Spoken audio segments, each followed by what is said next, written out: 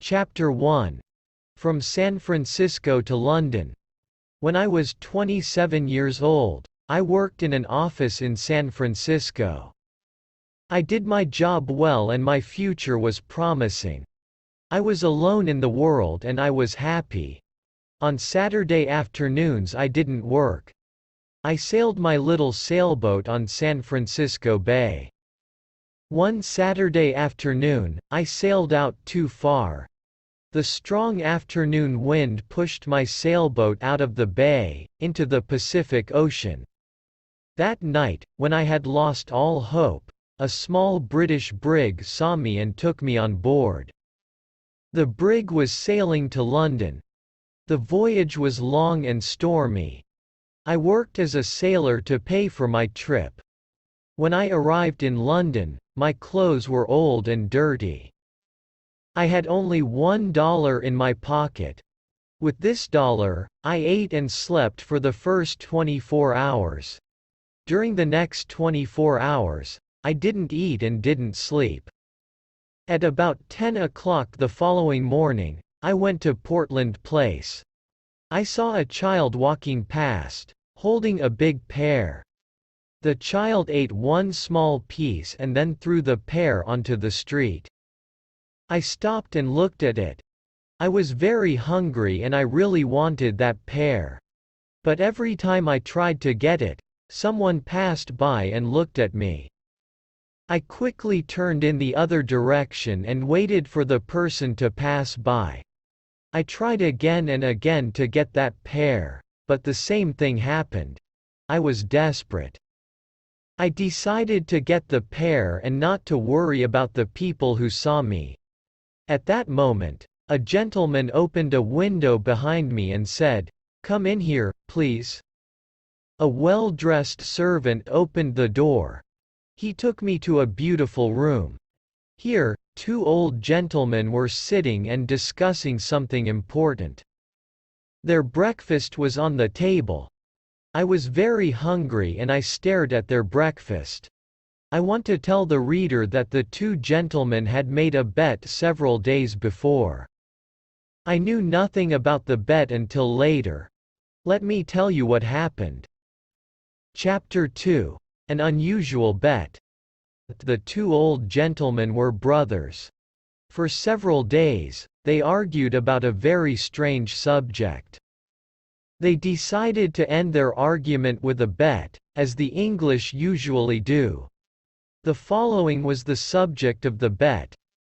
The Bank of England issued 2 banknotes of $1 million each for a public transaction with a foreign country. England used one banknote and the other remained in the bank. At this point, Brother A said to Brother B, "If an honest and intelligent stranger arrives in London without a friend and without money, except for the $1 million banknote, he will starve to death." Brother B answered, "No.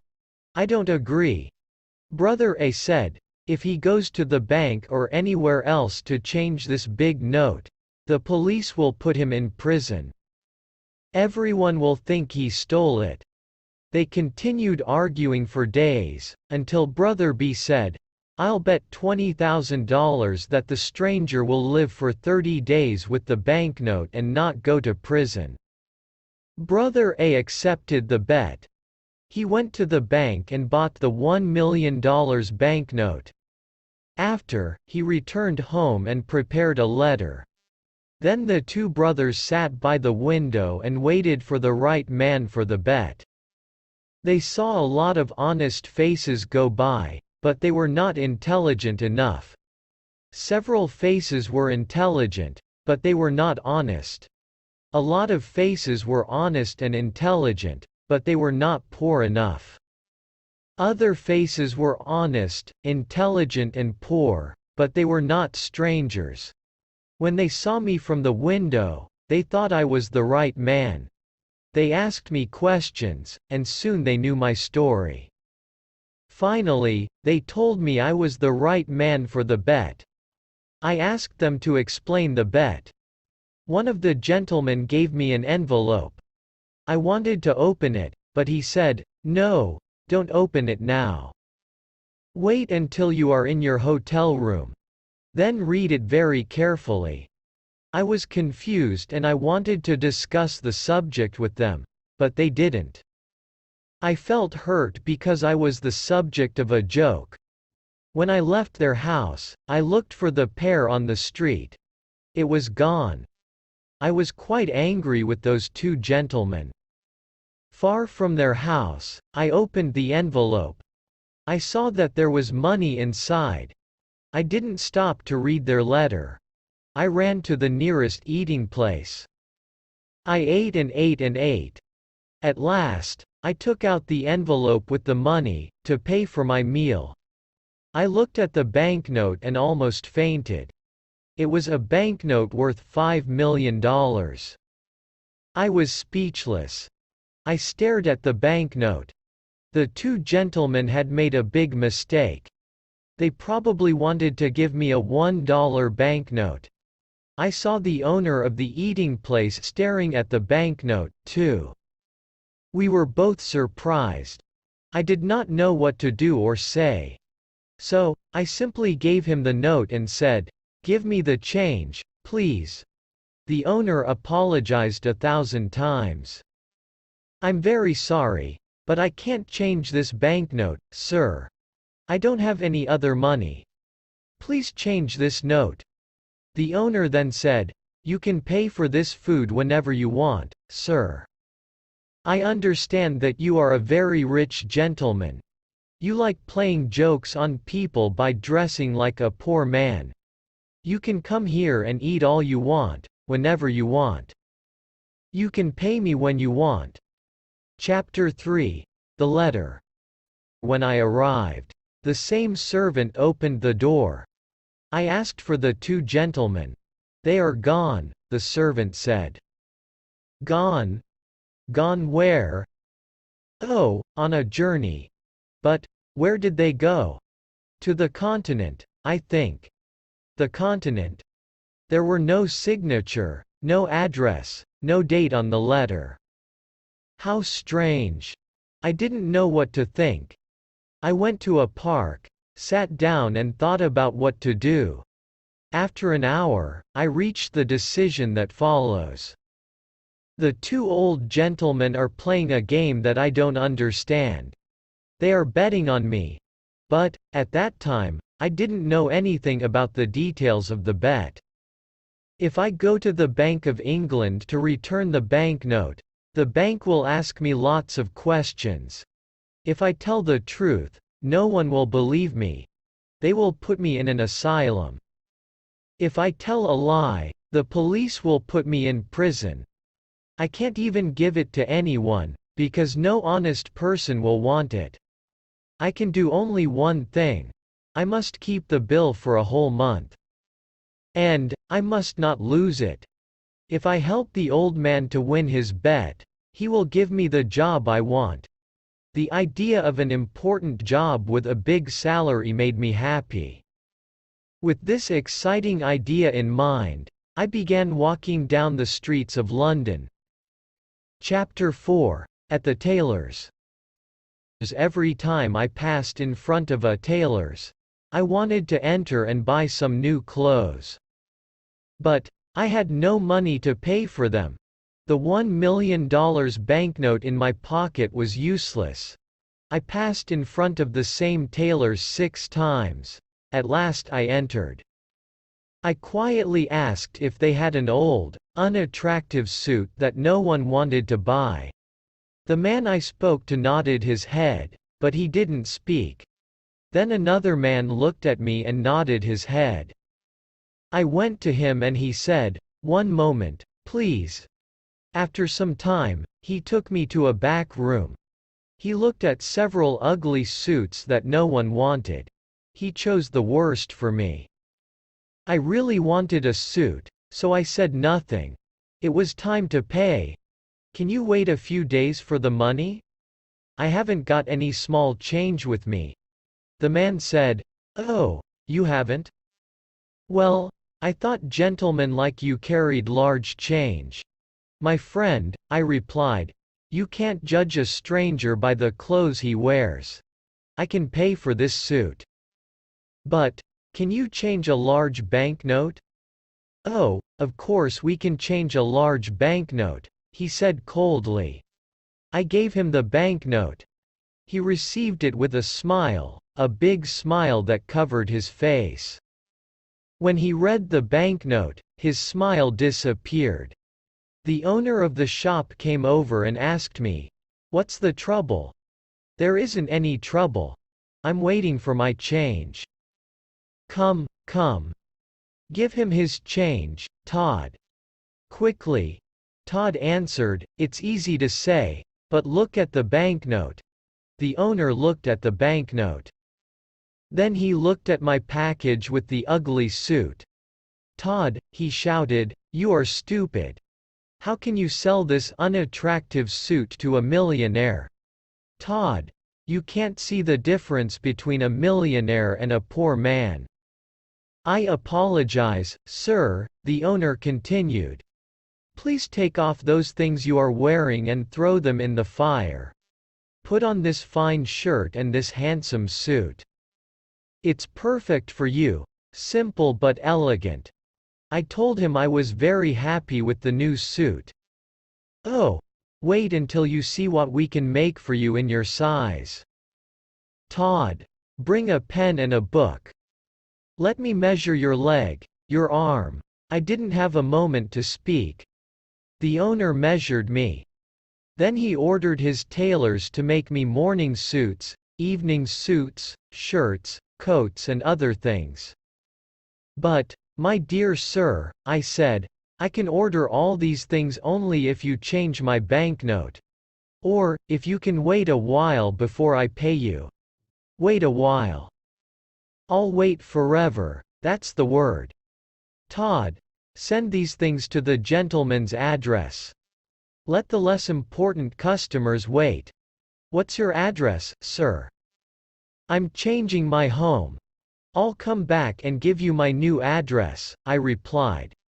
"Quite right, sir, quite right. Let me show you to the door, sir." "Good day, sir, good day." Chapter 5. The Poor Millionaire.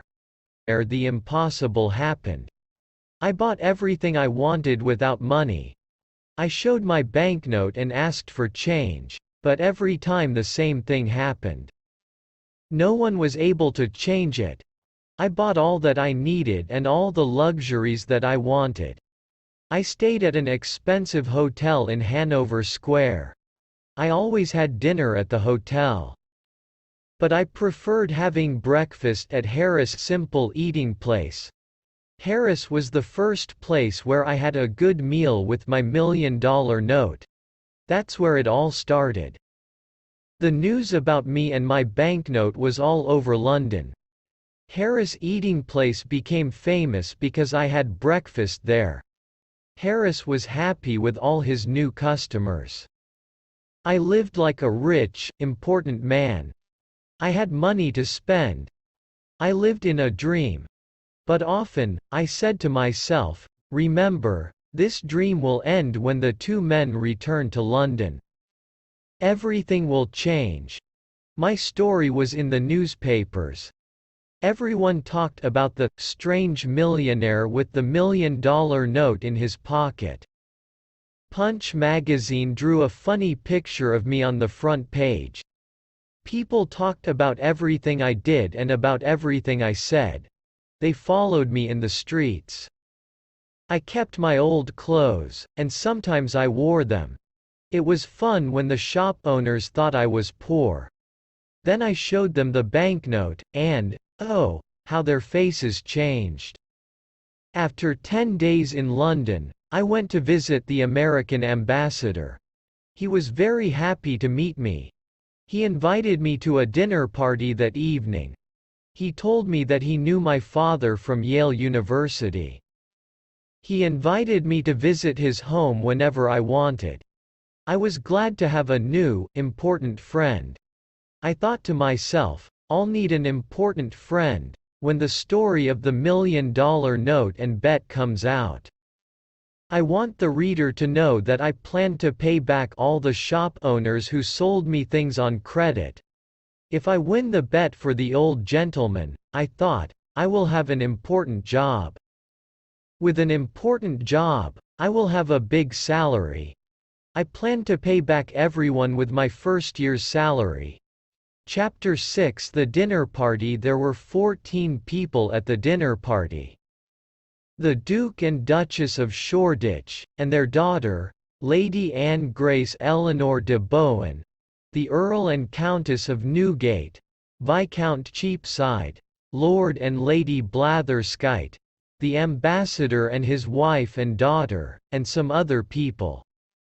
There was also a beautiful, 22-year-old English girl, named Portia Langham. I fell in love with her in 2 minutes, and she with me. After a while, the house servant presented another guest, Mr. Lloyd Hastings. When Mr. Hastings saw me, he said, "I think I know you." "Yes, you probably do. Are you the—" "Yes. I'm the strange millionaire with the $1 million note in his pocket." Well, this is a surprise. I never thought you were the same Henry Adams from San Francisco. 6 months ago, you were working in the offices of Blake Hopkins in San Francisco. I remember clearly. You had a very small salary. And, at night, you helped me arrange the papers for the Gould and Curry Mining Company. Now you're a millionaire, a celebrity here in London. I can't believe it. How exciting. I can't believe it, either, Lloyd. Just 3 months ago, we went to the Miners' Restaurant. No, it was the What Cheer restaurant. Right, it was the What Cheer. We went there at 2 o'clock in the morning. We had steak and coffee. That night we worked for 6 long hours on the Gould and Curry Mining Company papers. Do you remember, Henry? I asked you to come to London with me. I wanted you to help me sell the Gould and Curry gold mine shares. But you refused. Of course I remember. I didn't want to leave my job in San Francisco. And, I still think it's difficult to sell shares of a California gold mine here in London. You were right, Henry. You were so right. It is impossible to sell these shares here in London. My plan failed and I spent all my money. I don't want to talk about it. But you must talk about it. When we leave the dinner party, you must tell me what happened. Oh, can I? I really need to talk to a friend, Lloyd said, with water in his eyes. Yes, I want to hear the whole story, every word of it. Thank you, Henry. You're a true friend. At this point, it was time for dinner. Thanks to the English system of precedence, there was no dinner. The Duke of Shoreditch wanted to sit at the head of the table. The American ambassador also wanted to sit at the head of the table. It was impossible for them to decide, so we had no dinner. The English know about the system of precedence. They have dinner before going out to dinner. But strangers know nothing about it. They remain hungry all evening. Instead, we had a dish of sardines and a strawberry. Now it was time for everyone to play a game called cribbage. The English never play a game for fun. They play to win or to lose something. Miss Langham and I played the game, but with little interest. I looked at her beautiful face and said, "Miss Langham, I love you." "Mr. Adams," she said softly and smiled, "I love you too." This was a wonderful evening. Miss Langham and I were very happy. We smiled, laughed and talked. I was honest with her. I told her that I was poor and that I didn't have a cent in the world. I explained that the $1 million note was not mine. She was very curious to know more. I told her the whole story from the start. She laughed and laughed. She thought the story was very funny. I didn't understand why it was funny. I also explained that I needed an important job with a big salary to pay all my debts. Portia, dear, can you come with me on the day I must meet those two gentlemen? Well, yes, if I can help you, she replied. Of course you can help me. You are so lovely that when the two gentlemen see you, I can ask for any job and any salary. With you there, my sweet Portia, the two gentlemen won't refuse me anything. Chapter 7. A $1,000,000 Idea. At the end of the dinner party, I returned to the hotel with Hastings. He talked about his problems, but I didn't listen to him. I was thinking about Portia the whole time.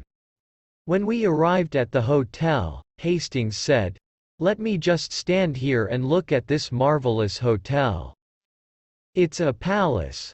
What expensive furniture. You have everything you want. You are rich, Henry, and I am poor." His words scared me. I, too, was poor. I didn't have a cent in the world, and I had debts to pay. I needed to win the gentleman's bet. This was my last hope. Hastings didn't know the truth. "Henry, just a tiny part of your income can save me. I'm desperate." Hastings cried. "My dear Hastings, sit down here and drink this hot whiskey.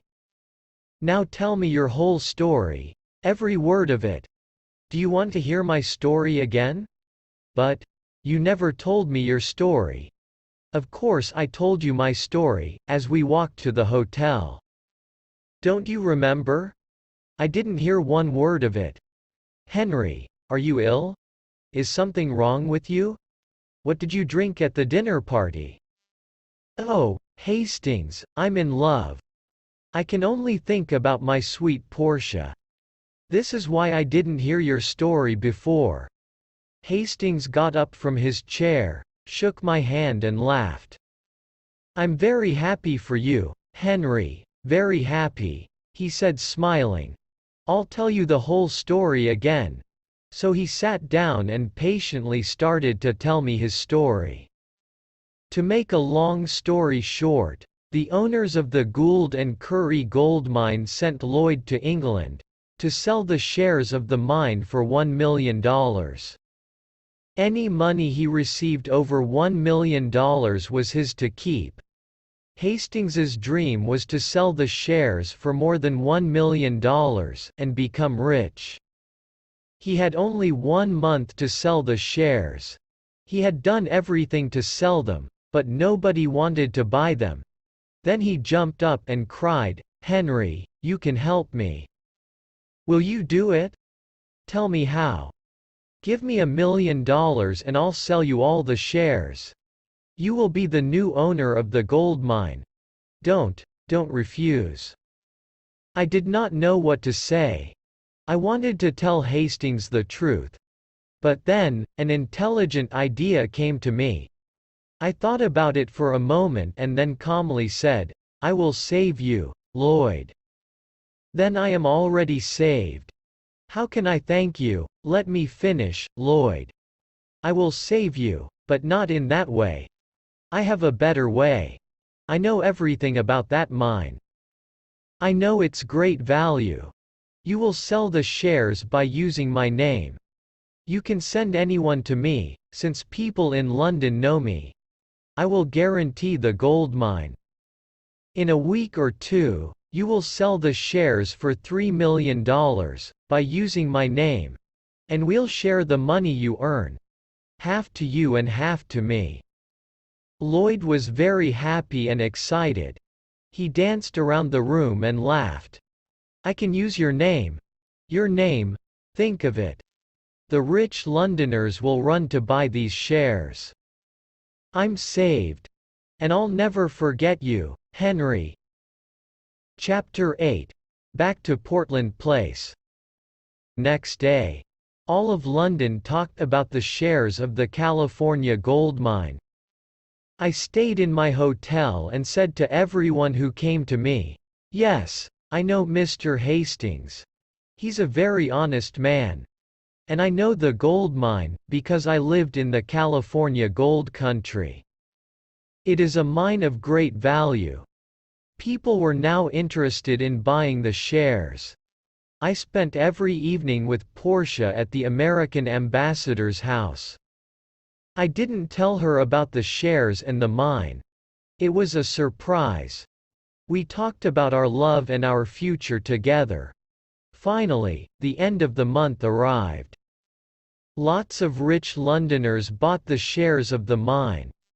I had $1 million of my own in the London and County Bank. And Lloyd did too. It was time to meet with the two old gentlemen. I dressed in my best clothes, and I went to get Portia. Before going to Portland Place, Portia and I talked about the job and the salary. "Portia, you are so beautiful. When the two gentlemen meet you, they will give me any job and any salary I ask for. Henry, please remember that if we ask for too much, we will get nothing. Then what will happen to us? Don't be afraid, Portia." When we arrived, the same servant opened the door. There were the two old gentlemen having tea. They were surprised to see Portia. I introduced her to them. Then I said, "Gentlemen, I am ready to report to you." "We are pleased to hear this," said one gentleman. "Now we can decide the bet that my brother Abel and I made. If you won for me, you can have any job in my power. Do you have the $1 million note?" "Here it is, sir," and I gave it to him. "I won," he shouted. "Now what do you say, Abel?" "I say he survived, and I lost $20,000. "I can't believe it. I have more to tell you," I said. "But, it's a long story. I'll tell you another time. For now, look at this." "What?" "A certificate of deposit for $200,000. "Is it yours?" "It's mine. I earned it by using the banknote you lent me for a month. This is astonishing. I can't believe it."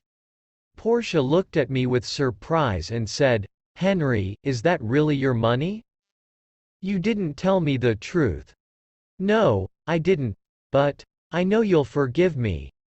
Don't be so sure. You told me a lie, Henry." "Dearest Portia, it was only for fun. Come. Let's go now." "But, wait, wait," my gentleman said. "I want to give you the job and the salary you choose." Thank you with all my heart." "But I don't want the job." "Henry, you didn't thank the good gentleman in the right way." "Can I do it for you?" Portia said. "Of course you can, my dear." Portia walked to my gentleman, sat on his lap and kissed him on the mouth. Then the two old gentlemen shouted and laughed. I was amazed. What was happening? "Papa," said Portia, "Henry doesn't want your job. I feel very hurt." "Darling, is that your father?" I asked. "Yes, he's my stepfather, a dear man." "Now do you understand why I laughed when you told me your story?" "My dearest sir," I said, "I want to take back what I said. There is a job that I want." "Tell me." "I want the job of son-in-law." Well, well, well. But you were never a son-in-law before. Do you know how to do this job? Try me, please. Try me for 30 or 40 years, and if— Oh, all right. Take her. Were Portia and I happy?